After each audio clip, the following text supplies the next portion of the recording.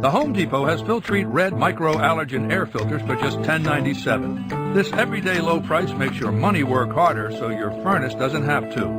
A fresh filter every 3 months could save you up to $100 a year on energy bills. So toss those old dust catchers and turn down those bills while you're at it. With Filtrete filters now $10.97. More saving, more doing. That's the power of the Home Depot. U.S. only. See store for details. One, two, three, four.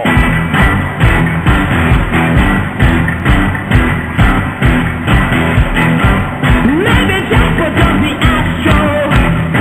Maybe just for the astro. Maybe just for the astro.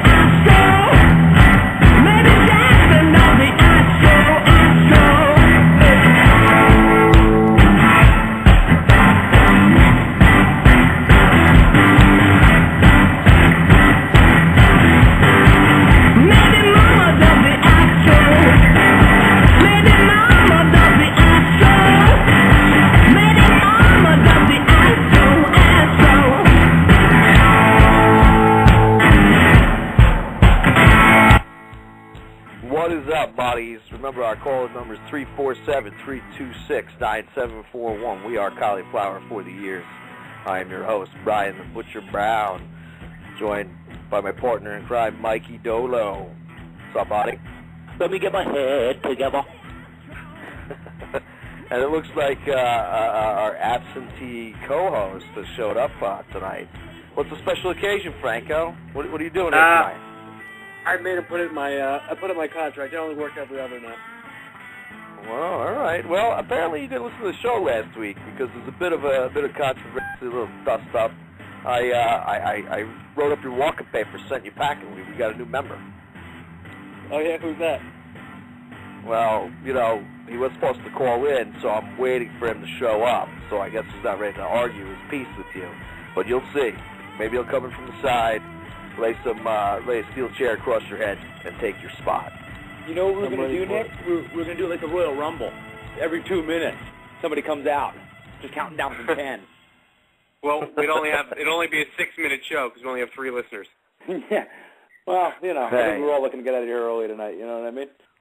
Yeah, we'll pack it in after about 9. I want to know who Franco's agent is. How he got that Roger Clemens like contract? He's only going to do home games.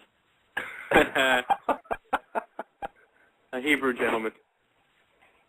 Oh, that was the week off last week? What's that? Well, Bill Brown says in the chat room you worked the Howard Stern shift, so congratulations to you. That's a power contract. Did you enjoy your time off? Yeah, I want that Howard Stern money. Everybody? Don't we all? Don't we all? Well, I guess your replacement isn't calling in, so it looks like I'm going to welcome you back to the show with open arms, Franco. Well, it's good to be back. Let me want to get right into the I like to rub it in that I'm in first place in these fantasy standings. I think this is the last event coming up here, right? Thank Number God. 10.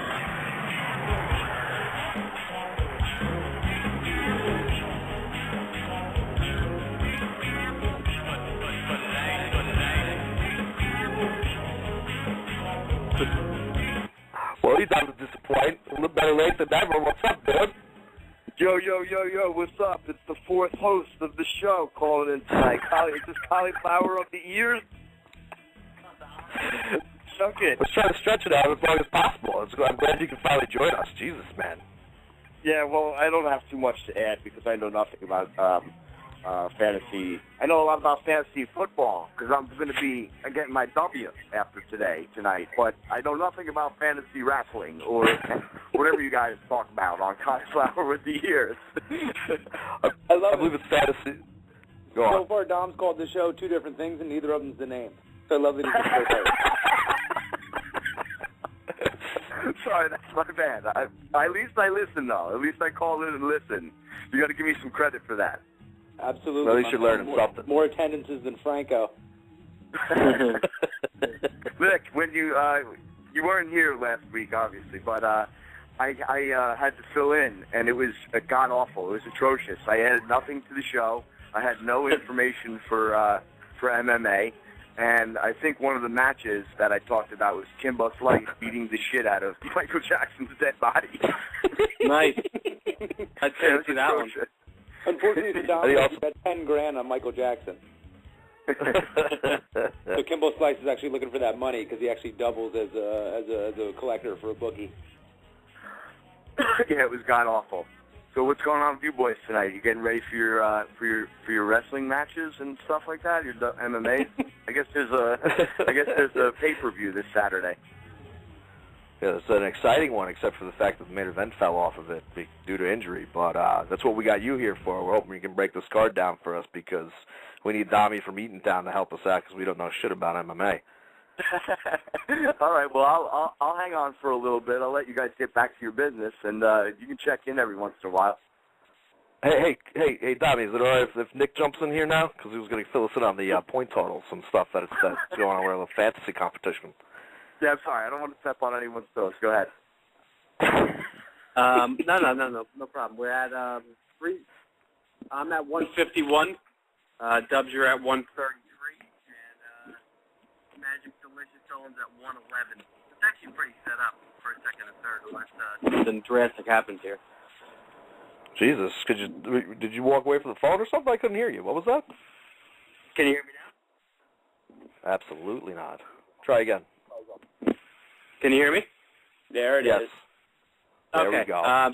My bad. So I got 151. Mr. Dubs is in second place with 133. And Dolan is in third place with 111. So it's actually pretty clear.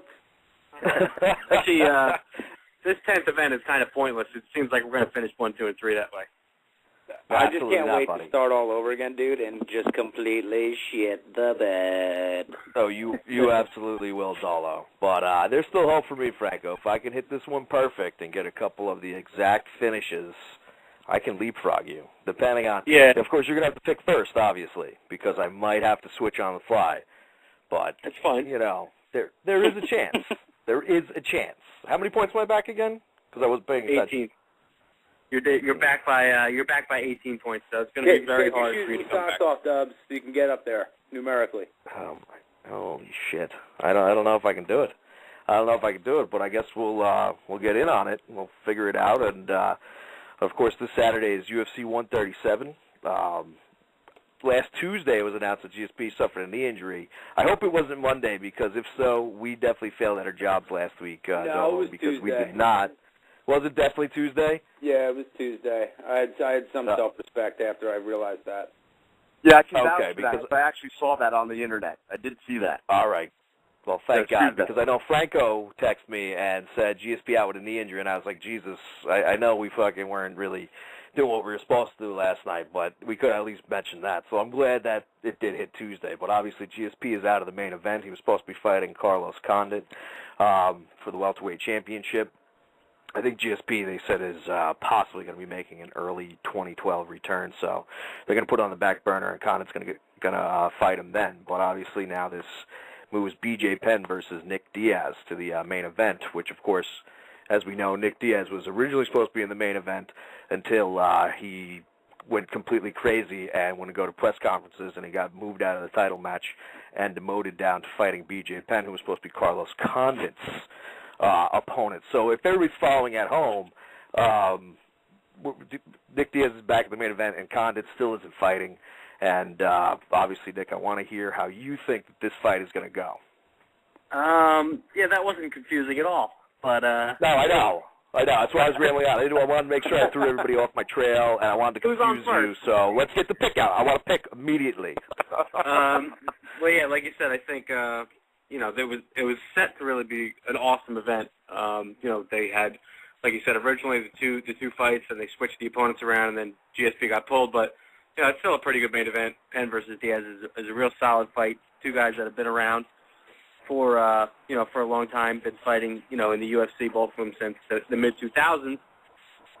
If you look at BJ Penn, he's a guy I always sort of, he's only 16-7 in his career, but I sort of liken him to, Randy Couture, wherein, all of his 23 fights basically are all either title fights or title contention fights. The guy never has an easy fight. He never fights. He never gets a tune-up fight.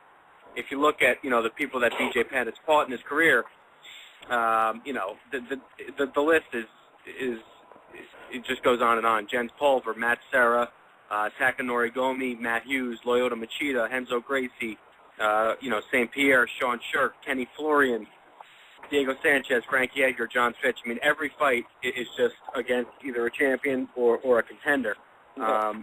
He's only 5 feet 9 inches tall.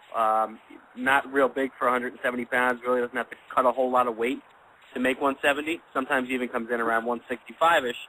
Obviously the guy likes to fight. He doesn't need to fight. He's got money. His family's got money. He does it because he likes it. But, he's fighting Nick Diaz, who I think a big difference in this fight really is going to be the height and the reach. Nick Diaz is 6'1", so he's a complete 4 inches taller. And, they're both really good MMA boxers. I think that Diaz has surpassed BJ as probably the best pure boxer in MMA. And, Diaz is, 9 of his last, his 10 last wins were all finishes. He's won 10 straight, like I said, finished 9 of them. His only loss was his last loss was KJ Noons when it was stopped because of cuts. Really fan-friendly style from both guys. They like each other. They've trained together. They have mutual respect. I just think at this point in their careers, Nick Diaz is going to do much for BJ. He's going to be able to keep him at a distance, pretty much control the entire fight.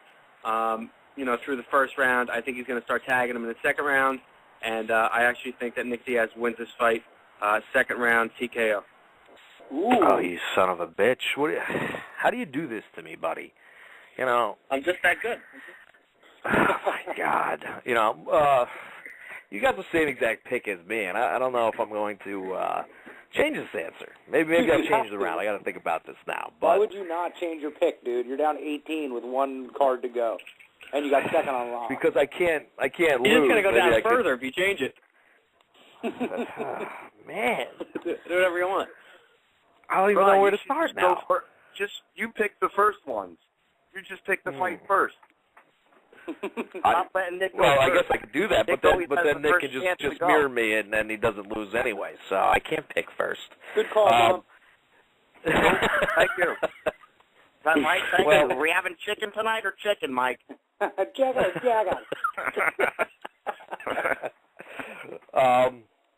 I actually happen to agree with just about everything you said there, Nichols. I've never really been a big BJ Penn fan, but you can't deny the fact that the guy's always been in big fights, and for the most part has, especially when he was, in really good shape at lightweight, showed how great he is and how great he can be. I mean, he's always fought at different weights, like you pointed out. He fought Lyoto Machida, of course, a much bigger version of himself. I think it was a catch weight, and he was probably, I think, 195 pounds or something like that.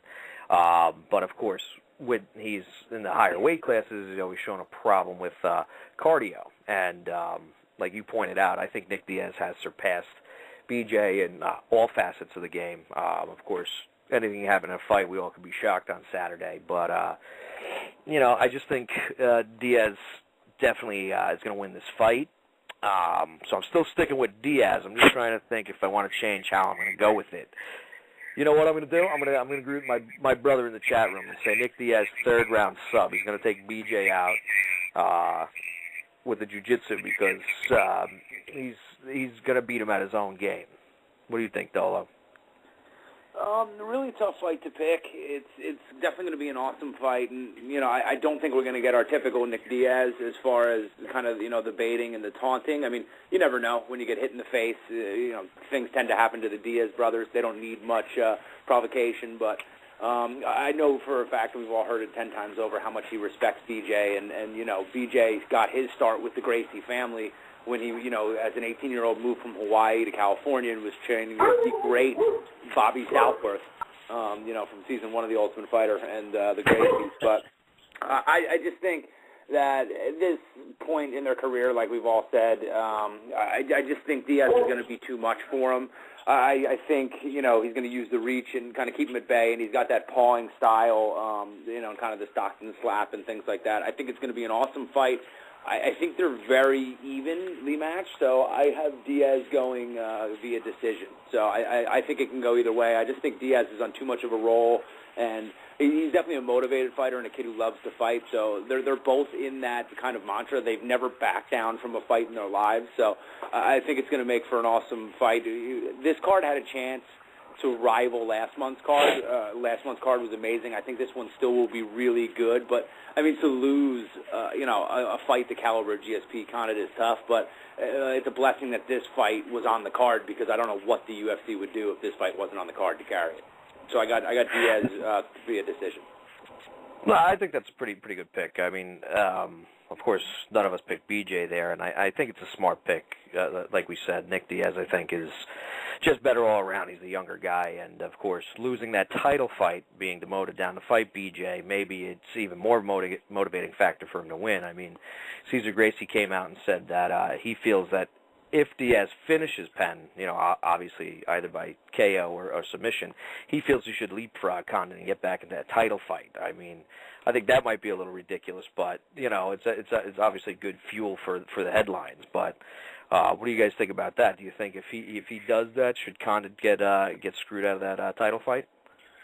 Yeah, I'll jump in there. I think I was actually going to bring up that same exact point that you just said. I do. I think if Diaz goes out there and he really puts it on him and he looks great, I mean, even Cesar Gracie said in his quote, Dana's a smart guy. If the fans start clamoring for that fight, he'll make that fight. And, me and you, Dubs, we both like Carlos Condit a lot, and I think, I still, it wouldn't upset me if Carlos Condit needed to fight one other guy to get there. I don't think he really, I don't think he sells as many pay-per-views as Nick Diaz. I don't think he's done as much in the sport as Nick Diaz, so I think if Nick Diaz goes out there and he dominates BJ Penn and he finishes him, which, BJ Penn has definitely, he's lost some fights throughout his career. He hasn't been finished many times, so I think that would warrant Diaz getting the next title shot and, sort of capitalizing on him while he's the hot name.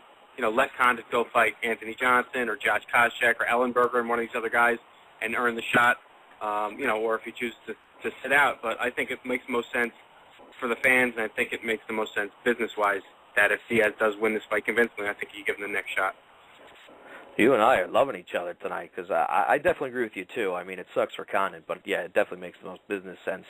It's going to garner the most interest, especially with all the crazy shit that went on with Diaz losing his opportunity at the title. I think it'll just pump more interest and obviously more pay-per-view buys. So I definitely think they might do that, to make that move, too. And, hey, Dami, what do you think? Do you think he should get the title shot?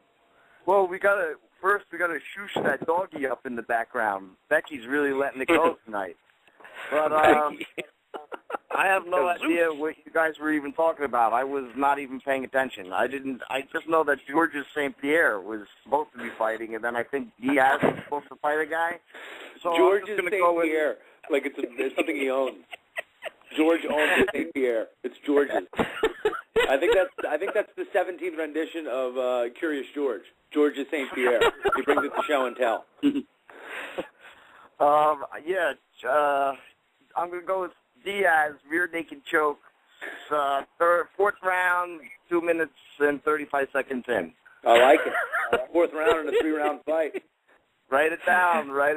It's going to be a winning match.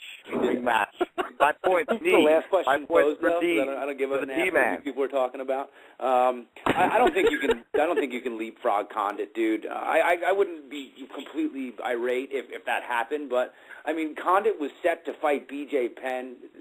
This was Condit's fight, and Diaz would have been the one sitting out with kind of nobody to fight. Condit took a fight against the number one welterweight potentially of all time, and he took it on a month's notice. Granted, it was a title shot, so it was kind of easy to take, but this guy stepped up for the company and was willing to take a title shot against a guy who hasn't lost in 5 years. Yeah, but he stepped however. up for the company. They're offering him the fucking fight of his career. Of course he's going to accept it. It's not like he's doing them a favor.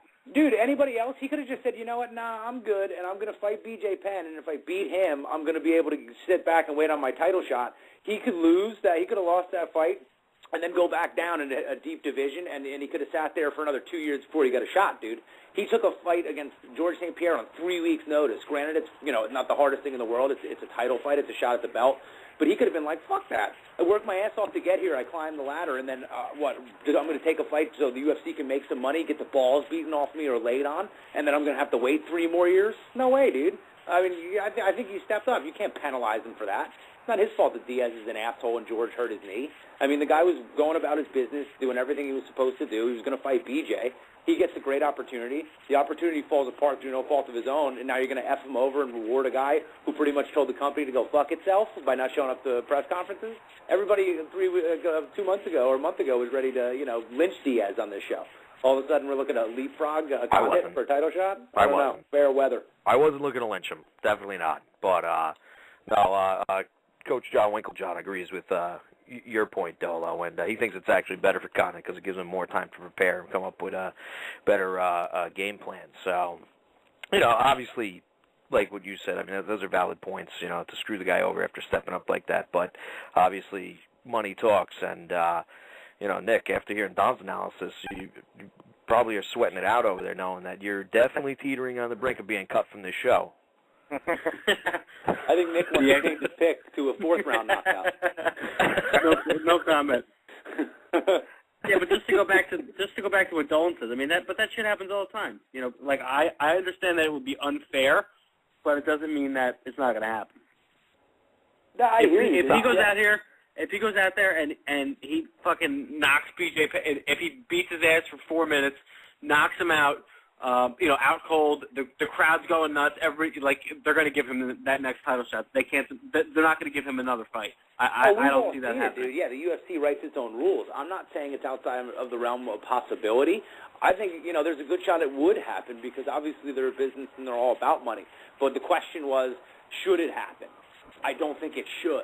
It doesn't mean I don't think that it will. But I just think and then Billy Brown made the point. A lot more money and all that stuff for Condit. And I get it, dude. Yeah, it's not like Condit is, the poor saint here who, just stumbled in and happened to, to get this blessing. It worked out that way, dude. He's not a victim here, but it's also a matter of circumstance. You can't penalize a guy for stepping up and doing what we want because all Dana White does is shit on dudes who decide they're going to wait. Like, Rashad Evans and all these other guys, basically calling them pussies and they're wrong. And when Rashad got hurt then, he said, that's what happens. Like, you can't have it both ways. Condit could have said, nah, I'm cool. I'm going to stay with BJ and do what I got to do. And they would have been like, everybody would have been complaining, you're going to leave him out there, now we got no main event and all that stuff. You can't win either way. I just don't think it should happen. It probably will, knowing Dana White and them, but I just don't think it should. You can't penalize a dude for basically stepping up and doing you a favor. Because then you're never going to get anybody to ever do it again. Everybody's going to say no. Yeah, but I don't see how getting a title shot is doing him a favor. Yeah, like Nick, they're doing him a favor by giving him a title shot. He took it on 3 weeks' notice, Nick. That's basically set up to but he was already in training camp. It's not like he's fucking sitting at home eating Doritos. Like he's training for a fight anyway. Completely different monsters, though, dude. B.J. Penn and George St. Pierre. Yeah, the game plan's different, but he's in physical shape. It's not like he's taking a fight right off his couch. He's going to have to change his game plan and his training a little bit, for as much. But, you could say the same thing about George St. Pierre. He was training for Nick Diaz, and he's the champion, and he's the one with everything to lose. And he went ahead and he accepted the Condit fight, so he's got more to lose than Condit. Well, So what do you want to do? You want to take the belt from George and have Condit and Diaz fight if Diaz wins without logic? No, all I'm saying is you're making it out to sound like Carlos Condit is doing Dana White a big favor. It's a fucking chance of a lifetime for him. Yeah, absolutely, and with that chance of a lifetime, why would you say, okay, I'm going to just take it on 3 weeks' notice? I understand that he wasn't sitting home playing with himself. Because you might not ever get it again. Yeah, and guess what? If you lose because you weren't ready to fight George St. Pierre, who's a guy who absolutely cannot be taken lightly and has to be game planned for, and we've seen guys with game plans get beasted, why would you just go in there on 3 weeks' notice and basically, get beat? And now, guess what? You're definitely not going to get it again unless you go work all the way back up. Yeah, no, I get it. They're good points. Somebody else wants to get on this, so let me answer this call here, and maybe we get a big old circle jerk going. What's up, brother? Hey, what's going on, guys? What's up, Billy? Not much. I basically think that, in a way, it's not going to be, a choice anyway, because, GSP's got the bum wheel. He's going to be on the shelf for a while. So now, it's going to get to a point where they're probably going to offer Condit another fight on another card, and, then, just offer Diaz the next fight against GSP anyway. So he might get leapfrogged in a way, okay, do I want, I just trained for a fight, I'm in shape, do I want to sit around and wait for GSP, or do I want to get back in the ring and fight somebody else and get a payday? So it might sort of be a moot point anyway. What do we hear? I think as far as that goes, he was saying Super Bowl weekend, right? But that's not they're next week. saying early 2012, but I mean, a million things can change. Similar to Dolan, you even said before, he could have been Rashad Evans. I mean, he could wind up being Rashad Evans if he says, okay, they're going to wait, and maybe they tentatively set a fight for like January or February. GSP has a setback, and he can't go until April or May. Now Condit's on the shelf for a year. I think Koscheck was coming out saying he wanted to fight Condit on this card, and that didn't happen, but. It's not out of the realm of possibilities to say that Condit is going to have to fight again, depending on what GSP's health situation is. So, it's getting real tricky now. If Diaz and Penn go out and it's a closely contested fight, and maybe Diaz wins but doesn't look that impressive, I don't think you're going to see a lot of controversy. But if he goes out and he really impresses, then you're going to hear a lot of people saying that he deserves that next shot. It all sort of depends. Like Bill said, how healthy is GSP going to be? If he's able to go in January, then that's great. Then maybe you have Condit fight GSP, and then you have Diaz fight the winner. But it's not with these injuries. It doesn't seem to ever work out that cleanly. Yeah, and we've seen it go both ways, dude. Like again, Rashad's the poster boy for it because he waited for Shogun and he got screwed. He didn't wait for John Jones and he fought, and then he wins and he hurt his hand. So yeah, it can go either way, and there's no crystal ball. The other thing we're leaving out, who knows? Maybe Fitch is ready to fight before GSP. Maybe they have Condit fight John Fitch, and then Diaz goes and gets GSP.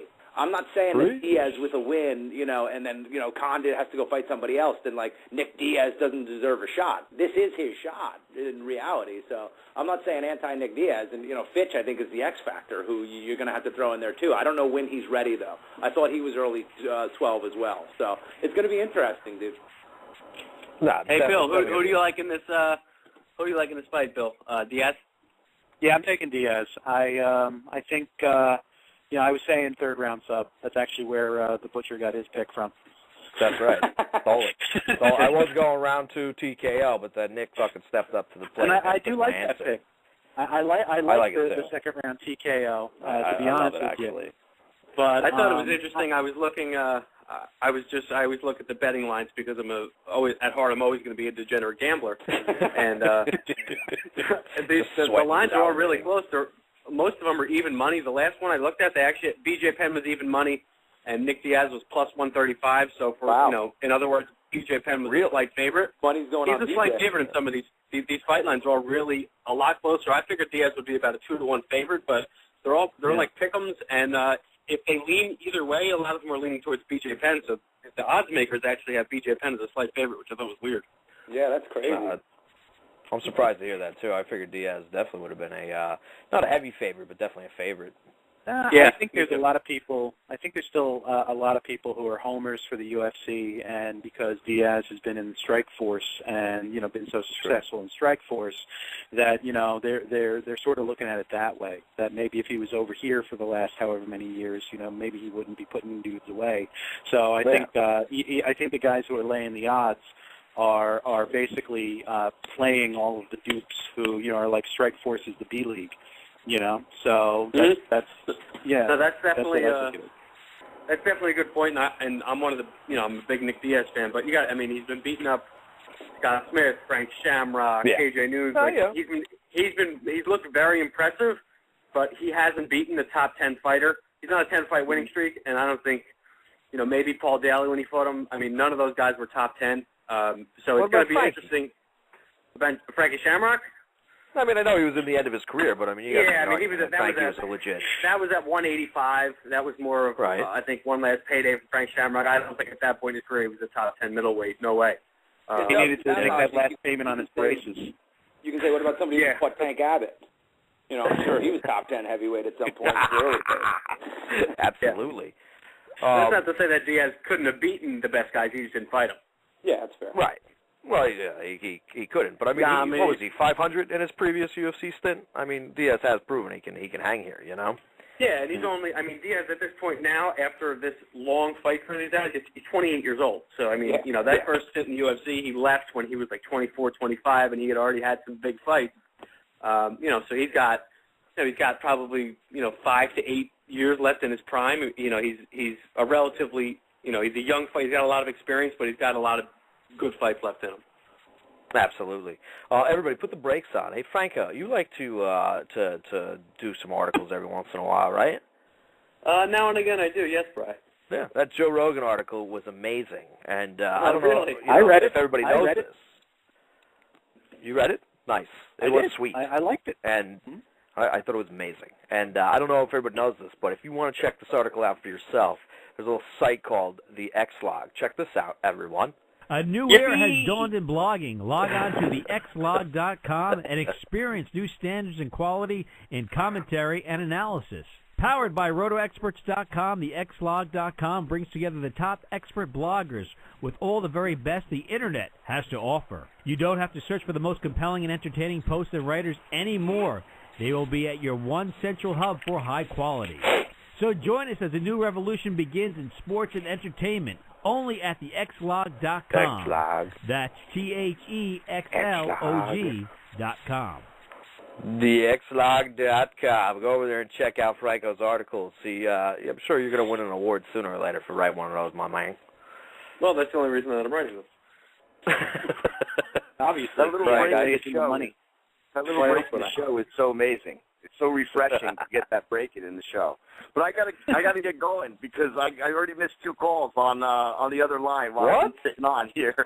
So I gotta click over to the other line. But I'll be writing foolish things in the chat room. So I'll keep in touch. Have a great rest of the show, guys, and I will see you later. Thanks for working in, Dom. Yippee.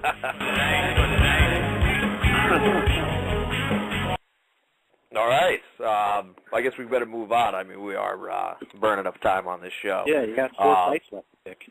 Yeah, I know. You want to hang on the line, Billy, or what do you want to do? I'll hang out. Why not? Mm-hmm. All right, then. So we got a 4-way dance here. Franco, you're still going first. The next fight is Czech Congo versus Matt Mitrione. Obviously, Matt Mitrione is 5-0 now after competing on The Ultimate Fighter. He's shown that he's mixing it up. He's definitely got heavy hands. But I'm going to stop talking. I want to hear what Franco's got to say about this. Yeah, it's definitely an interesting fight. What looks like it would be sort of a striker versus striker, exciting fight.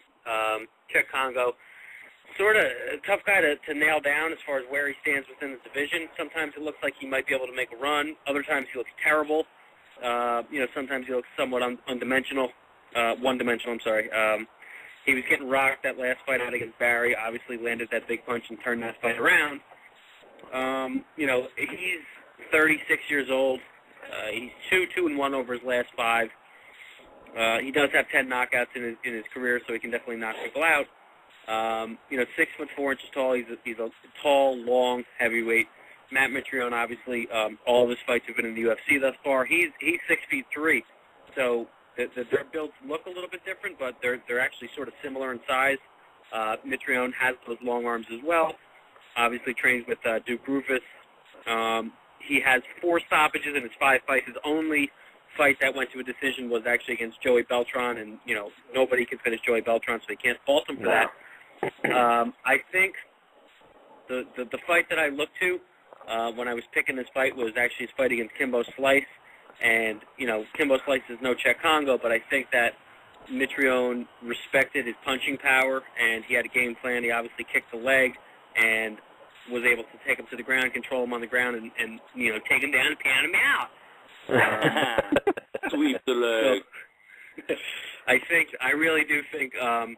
I don't think this fight's actually going to be that exciting. I think that Mitrione will find his distance, and I think he's going to take Congo to the ground. I think he's going to control him on the ground, and I have Matt Mitrione by decision.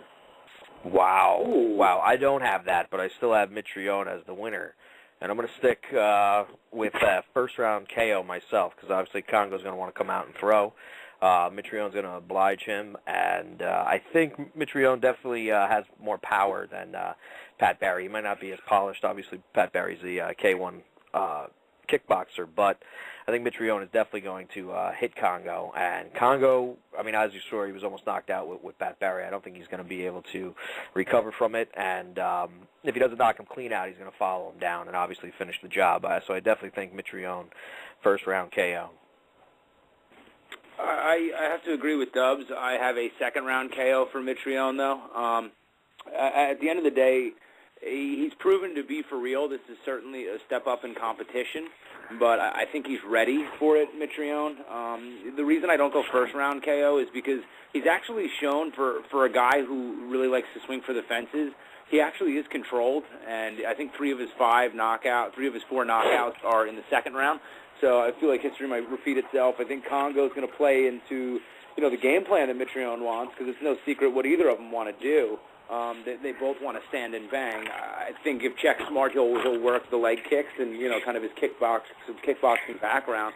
Mitrione is that combination, that rare combination at heavyweight, kind of like Cain Velasquez in the sense that, you know, he's heavy-handed and he's quick. By no means am I comparing him to Cain Velasquez, but I think they have the same attributes in that sense, and that's a commodity.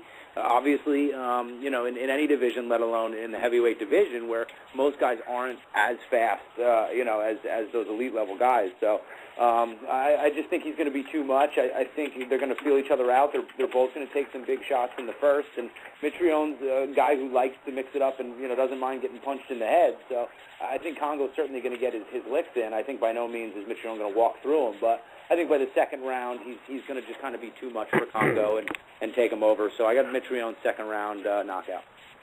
That's a good pick. Hey, brother, what do you feel? What do you feel on this one? How do you think it's going to I'm going to take Meathead first round KO myself. Beautiful. And I mean, I kind of agreed what Franco corrected himself on, that Czech Congo looks undimensional most of the time. You know, so you know, he really has never impressed me, to be perfectly honest. And I mean, he seems to be like one of those those gatekeeper guys that, you know, the jobbers are going to lose to, but anybody who's relatively decent is going to, you know, pretty much just beast him. So I think Matt's going to knock him out in the first.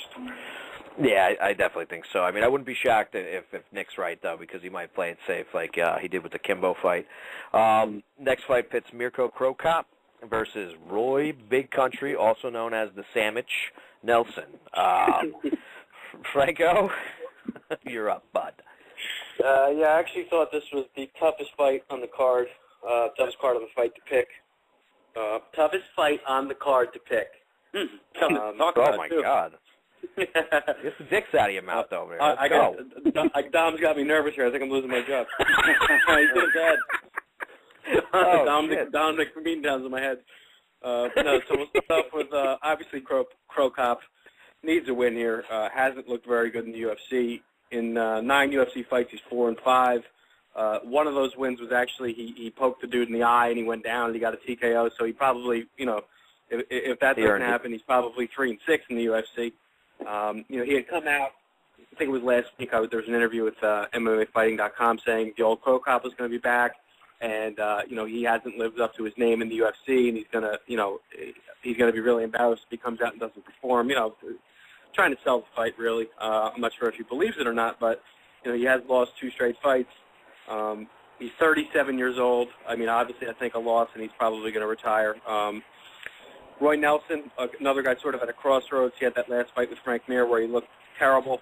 Turns out he had walking pneumonia, and he was in the hospital 2 days later. He's also lost 2 straight fights. He's actually 2-4 in his last 6 fights, but they don't count the Ultimate Fighter fights on the show, so he's actually done a little bit better than that. But as far as his official fight record goes, he's 2-4 over his last 6. He's actually training with Frank Mir for this fight. He said during the fight, there were certain things Frank was doing, and just his respect for him after, once he learned they had the Crow Cop fight, and Frank had already fought Crow Cop, they're training together for this fight. I'm not sure when he's going to come out as far as his weight goes. I know that Dana said he wanted to see him, come in a lot lighter for this fight. I haven't seen any reports or seen pictures of him, so I really don't know. But like I said, I really went back and forth with this fight and how it was going to end, and I just came up with the conclusion. I took Roy Nelson, first-round knockout. I think Crow Cop's done. I think he's been done for a while, and I think, you've seen over the last couple of fights his chin isn't what it is, and I see, Roy Nelson probably hitting that big overhand right, knocking him out in the first. Well, that's not a bad pick. I could definitely see a knockout there for the sandwich, but, like you pointed out, everything you said, both these guys need a win. I said it last time, Crow Cop, when he fought Schaub. He's definitely should be a guy who should be retiring, or at least considering retiring. I don't know what sort of contract they haven't signed into. I don't think Dana really cares for him fighting, but I know the Fertittas really like the Crow Cop, so maybe, they sign him to a deal and he's just honoring it. I don't know. But I can't see Crow Cop winning this fight. I picked Nelson second-round sub, and obviously I should probably change my pick to try to catch you, but I just can't see Nelson losing this fight, so I'm going to stick with it. I'm saying Nelson, the second-round sub. I have Nelson winning here as well, but again, it was a tough fight to pick. I think both guys need the win really badly. I just think Nelson has more left in the tank. I mean, Crow Cop's never lived up to the hype of what he was over in Pride, and it could be a matter of circumstance and timing. And they've been able to ride his name and stuff like that. And they brought him in looking to have Gabe Gonzaga get beasted and then have him fight Randy for the heavyweight title. And one of the greatest finishes of all time was put down on him. So I think he's a good fighter. He's still a name and things like that. But I think Nelson is going to be just a little bit too well-rounded for Crow Cop. To answer Nick's question, what Nelson's weight will be, I'd imagine fat is what he'll come in as. But I think it was I read a report that said he's going to be fatter than shit. Yeah, I think that was actually what the scale said. It went over the numbers and then just went to fatter than shit. But I just think at the end of the day, I think Roy's going to go back to kind of his roots and look at his jits game, and he's been working with Mir and whatnot. And I think he's a guy who likes to stand and bang. And even with walking pneumonia, he lost to Mir. He lost the decision to Junior Dos Santos, who's fighting for the belt. 2 losses that there's no shame in. It looked like Dos Santos hit him with everything and he couldn't finish him. So he's definitely a game fighter. I don't think Crow Cop has enough to finish him. So I got Roy Nelson, the 3rd round submission. Nice. Have any of you guys seen anything about his weight or anything? Because I was looking for shit today and I couldn't. He has a beard rivaling Brock's. And he said his goal was to have one of the nastiest beards ever, and there's a picture of him, and it is aggressive.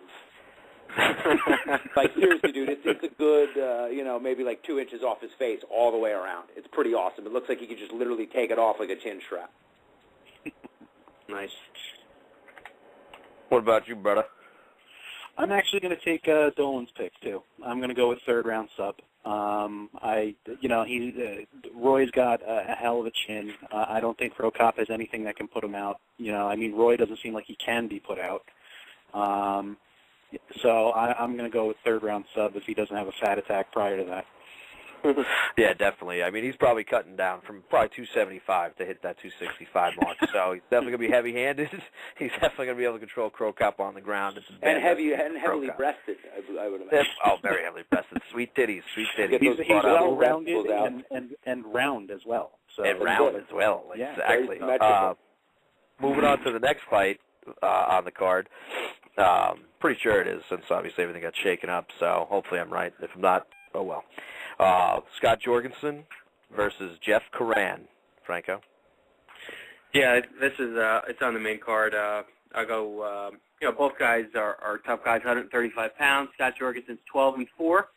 This is only going to be his second UFC fight. He obviously fought in the WEC. He on WBC's last card, he lost to Dominic Cruz. He was going for the belt, but he has won 6 of his last 7, with that loss to Cruz being his only loss. He's really not known as a finisher. He's only got 6 finishes in 16 fights. Predominantly a striker, more of a decision winner. And obviously, Jeff Curran, been around for a long time, 47 professional fights. He had he had a cup of coffee in the UFC. I think it was UFC 43 or 47. He lost to Matt Serra. But this guy's he's a veteran of Pride. He's fought in the WEC, fought in Strikeforce, he fought in Bellator. So this guy's really fought in all the major organizations, and he's finally getting a chance to come back to the UFC. I think, because I really do think it's because the 135-pound division is weak. He's only got 1 knockout in 47 career fights. So, between the two of them, they got 60-something fights, and they've only got 7 finishes.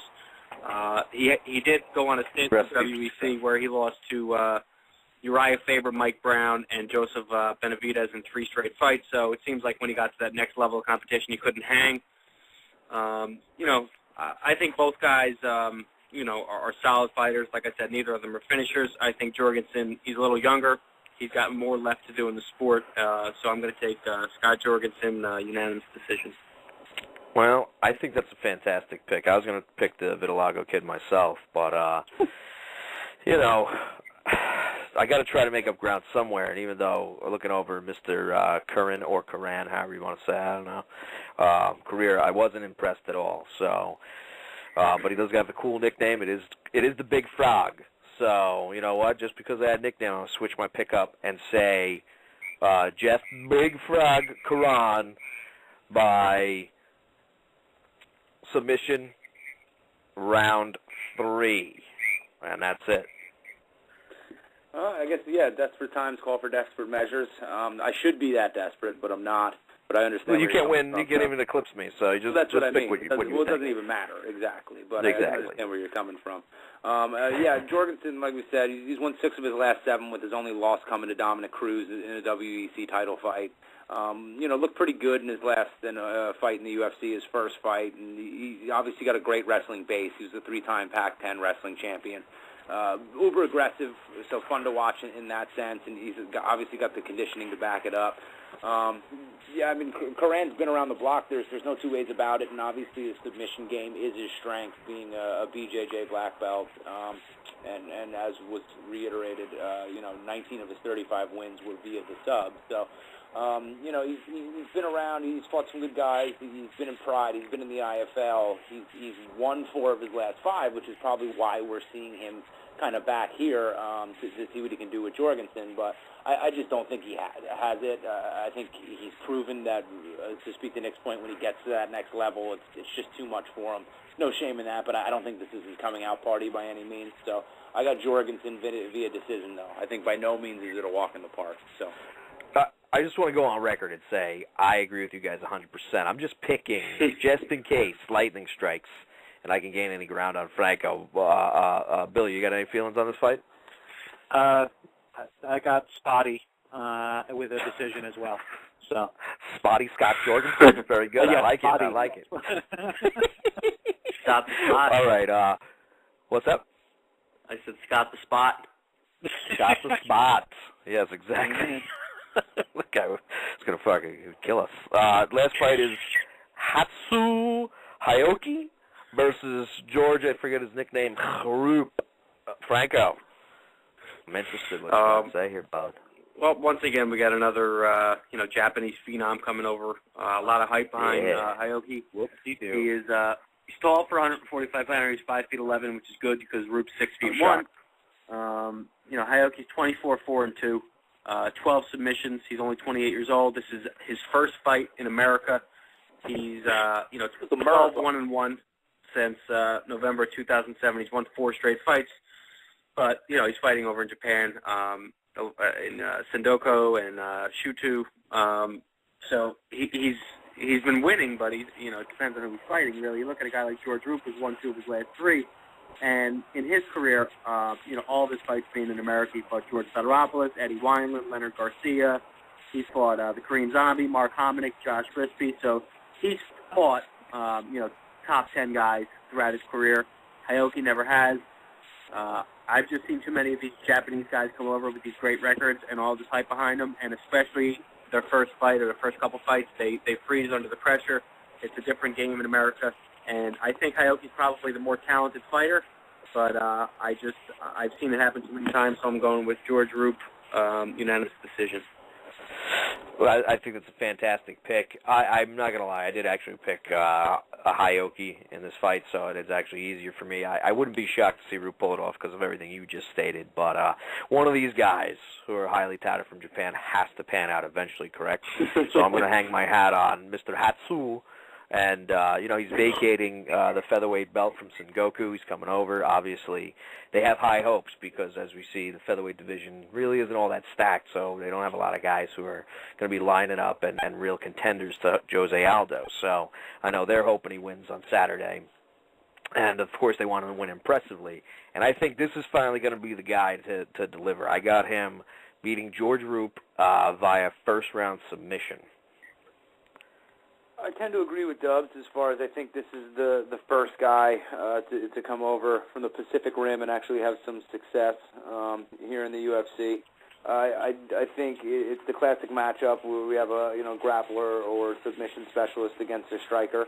Half of Hayoki's wins are via the sub, and he's won 9 of his last 10 fights, with his last loss coming in 2009. So I think he's actually ready to make some noise, and we just don't know about him because we're American, so we've tended to be pretty self-involved, and if you don't like it, you can get out.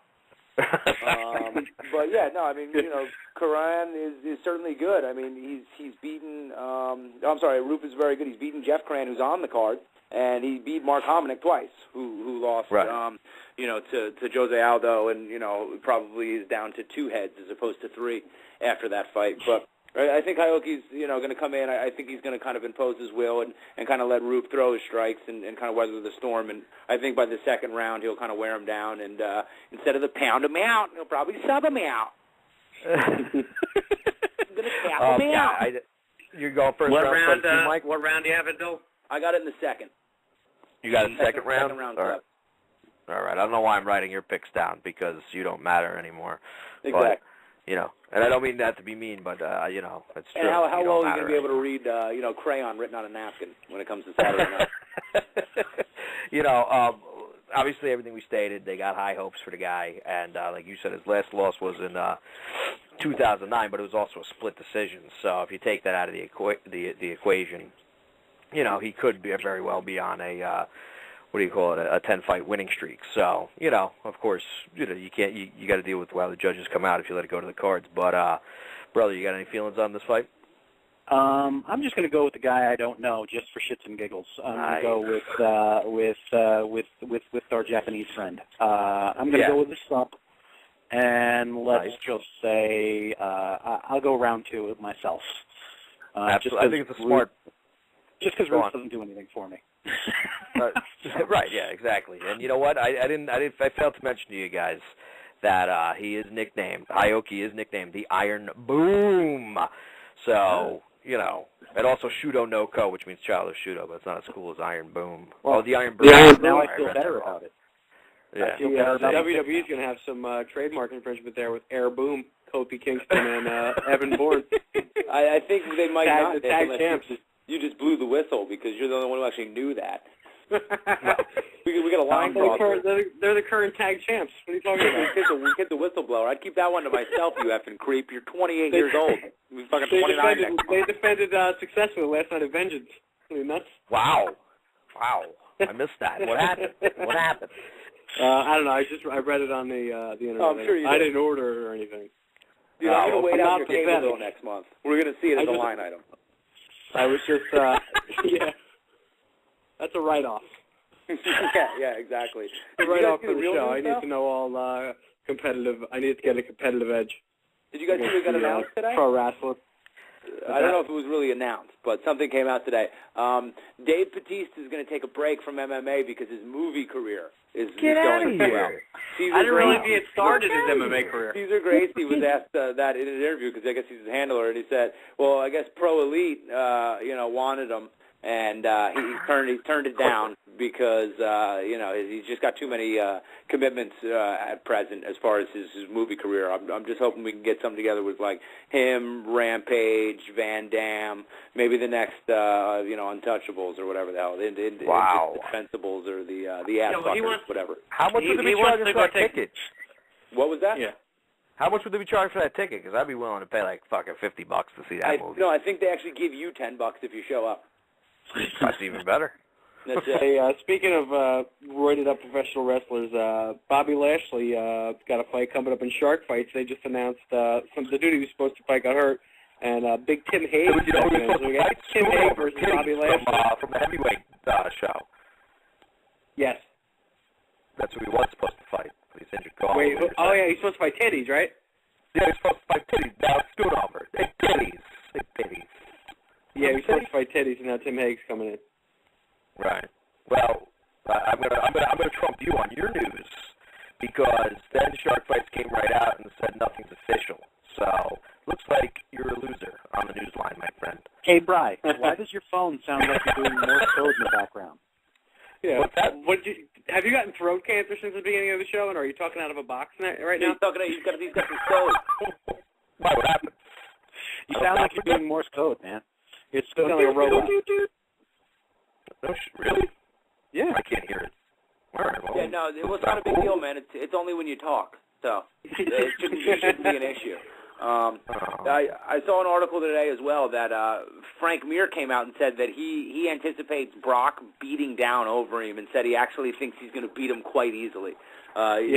He said that he thinks he's going to pretty much take him down and manhandle him, kind of weather the storm. He said he would be impressed if Overeem was able to even get off of his back. I mean, of course he's going to say that because he got destroyed by Brock, but part of me thinks he actually believes it, and there could be some validity to the argument. And then Overeem's come out before that saying he's going to knock Brock out in the first. So what are your guys' thoughts on that? I mean, which way do you see that fight going? Obviously it's forward thinking, but how do you guys feel about those statements? Well, if my voice still sounds like shit, just cut me off, somebody. So yeah, you're kind of like you can't really hear you.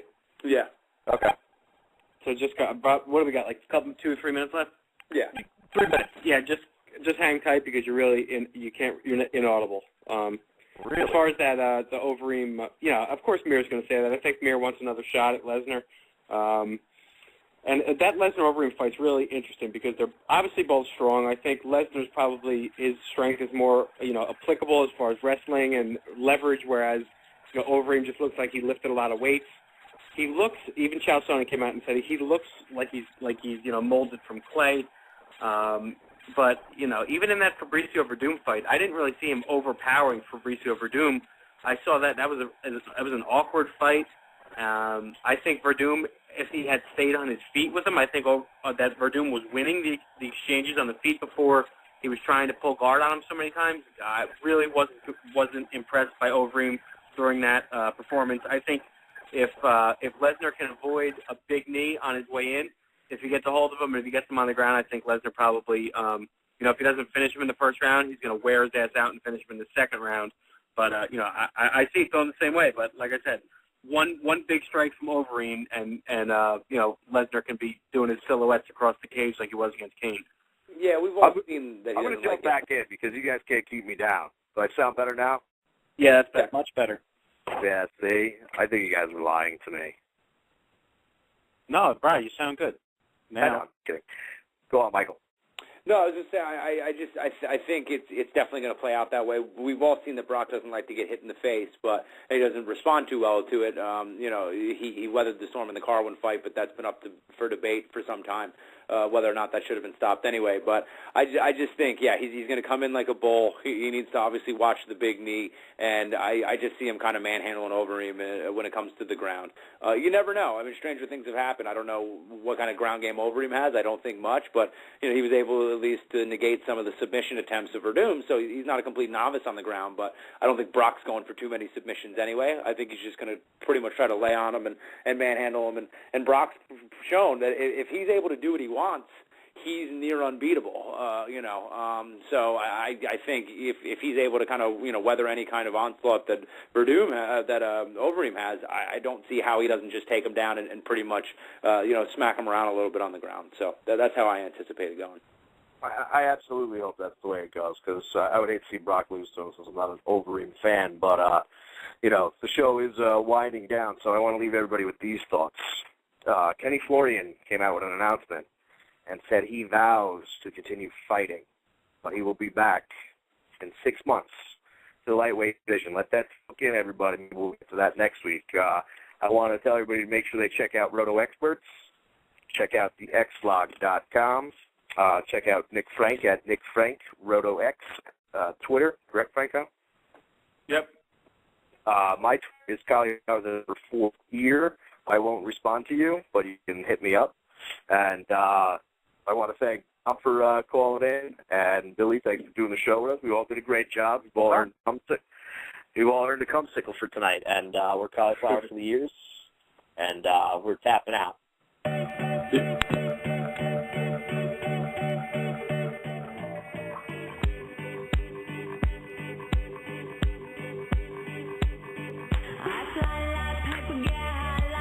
If you catch me at the border, I got visas in my name. If you come around here, I'll make them all day.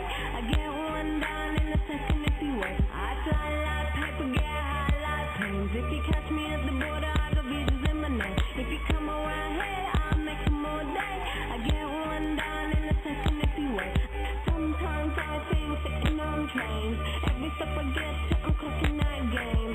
Everyone's a winner, we're making our fame. Bonafide hustler, making my name. Sometimes I think sitting on trains. Every step I get to, I'm clocking that game. Everyone's a winner, we're making our fame. Bonafide hustler, making my name.